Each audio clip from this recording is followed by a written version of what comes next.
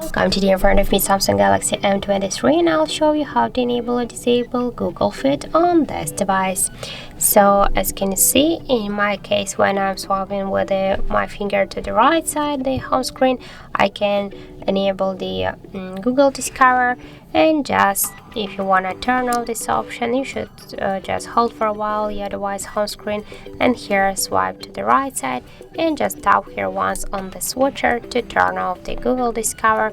And now as you can see, when I'm swiping with my finger, I just can't turn it on, just can't open the Google Discover. And if you want to just turn it on again, you should click here once again on the switcher. And as can you see, that's really simple. And also get the second way how we can do that.